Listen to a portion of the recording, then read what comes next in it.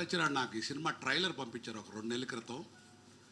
ఆ చూసిన మరుక్షణం రావు సత్యనారాయణ ఫోన్ చేసి, రావు సత్యనారాయణ ఈ ట్రైలర్ చాలా బాగుందయ్యా అని చెప్పాను. నాకు తర్వాత ఒక 2 డేస్ తర్వాత ఈ సినిమా చూస్తారా సార్ మీరు అడిగారు.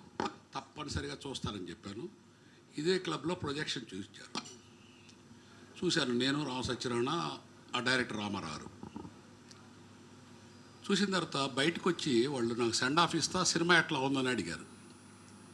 నేనేం చెప్పను ఈ సినిమా గురించి, రావు సత్యనారాయణ నీకు ఫోన్ చేస్తానని చెప్పారు.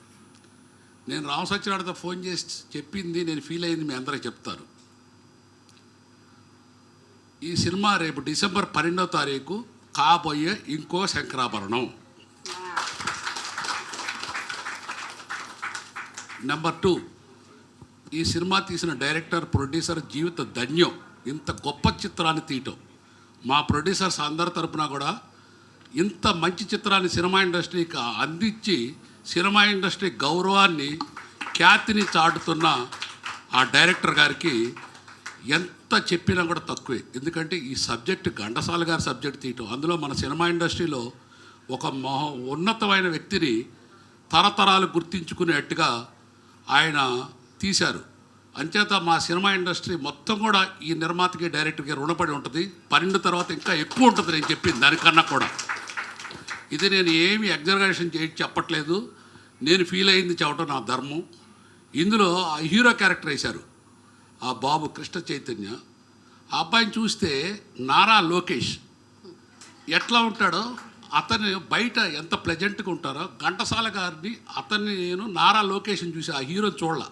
అంటే ఘంటసాల గారి వ్యక్తిత్వానికి, నారా లోకేష్ వ్యక్తిత్వానికి చాలా దగ్గరగా, ప్లెజెంట్గా, సైలెంట్గా ఉన్నట్టు.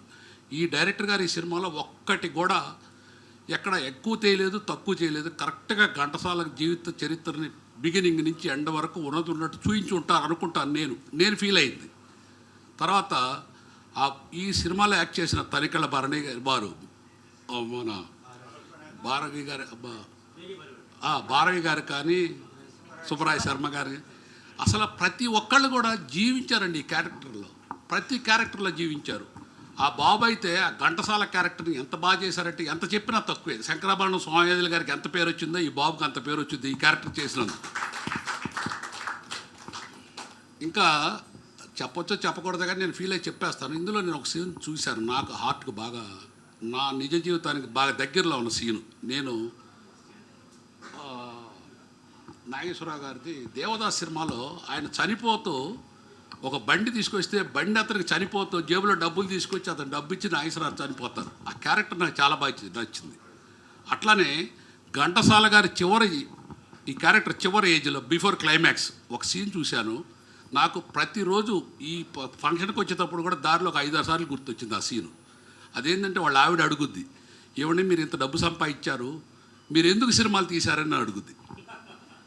అడిగితే ఆయన చెప్పలేడు, ఆ గొంతు ఏమనుకోవద్దు నేను చెప్పేస్తున్నాను, మీరేమో మీ పర్మిషన్. అడిగితే పక్కన ఘంటసాల గారి స్నేహితుడు చెబుతారు, అమ్మ డబ్బులు సంపాదించడం కాదు, 10 మందిని బతికించడం ఆయనకి ఇష్టం. సినిమా ఇండస్ట్రీలో ఇన్ని సినిమాలు తీసి 10 మందిని బ్రతికించడం ఆయన జీవితానికి ధన్యం. ఆయనకు పోతాయని తెలిసి కూడా సినిమాలు తీయటం మొదలుపెట్టి నష్టపోయారు, అయినా ఆయన తృప్తి అని చెప్పారు. ఆ సీన్ నాకు చాలా బాగా నచ్చింది.